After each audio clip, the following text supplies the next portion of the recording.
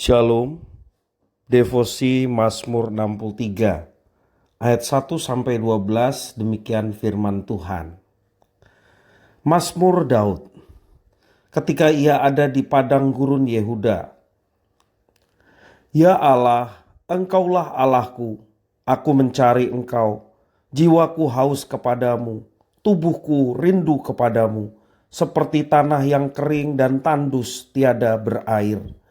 Demikianlah aku memandang kepadamu di tempat kudus sambil melihat kekuatanmu dan kemuliaanmu.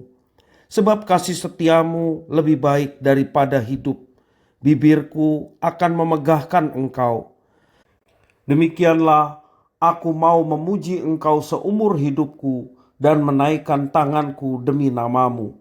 Seperti dengan lemak dan sumsum jiwaku dikenyangkan. Dan dengan bibir yang bersorak-sorai mulutku memuji-muji. Apabila aku ingat kepadamu di tempat tidurku, merenungkan engkau sepanjang kawal malam.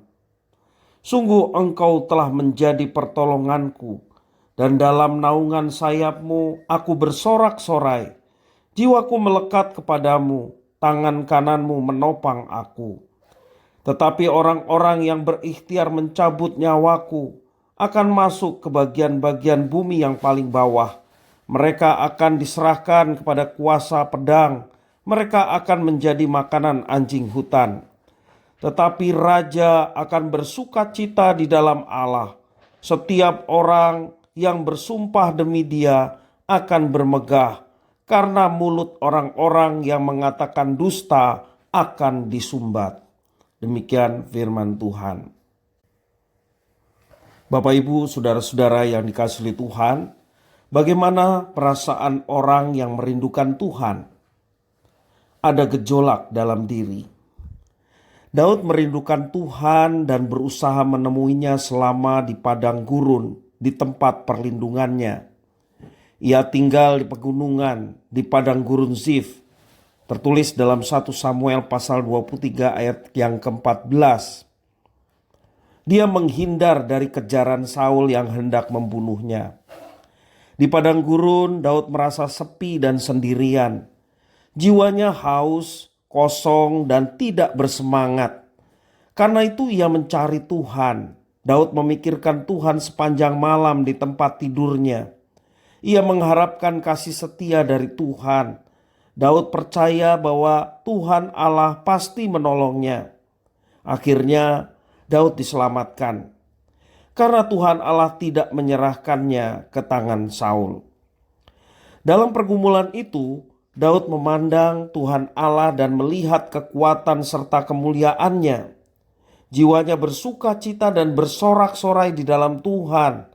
Lalu Daud berkata, ayat yang ke-4 sampai yang ke-6, sebab kasih setiamu lebih baik daripada hidup. Demikianlah aku mau memuji engkau seumur hidupku dan menaikkan tanganku demi namamu. Daud bersuka cita sebab mengalami pertolongan dari Tuhan. Ketika sendirian, ia tidak takut dan tidak putus asa sebab jiwanya melekat dengan Tuhan. Sebaliknya, orang yang mencintai kejahatan akan mati oleh pedang dan menjadi makanan anjing hutan. Orang yang mencari Tuhan Allah dan mengakui pertolongannya, orang itu akan bersuka cita. Pemazmur mengajarkan bahwa Tuhan berkenan ditemui ketika orang merindukannya. Tuhan tidak akan membiarkan umatnya merasa sepi. Penghiburan dari Tuhan akan menguatkan mereka dalam bentuk melindungi dan menyelamatkan mereka dari bahaya. Itu sebabnya Daud selalu merindukan Tuhan di sepanjang hidupnya, sekalipun ia menghadapi banyak persoalan. Ia tidak takut dan tidak putus asa karena Daud tahu Tuhan menyertainya dalam segala perkara. Apapun situasi kondisi kita saat ini, mari kita belajar seperti Daud. Ketika dalam persoalan dan tantangan yang sedang dialami, dia selalu merindukan Tuhan.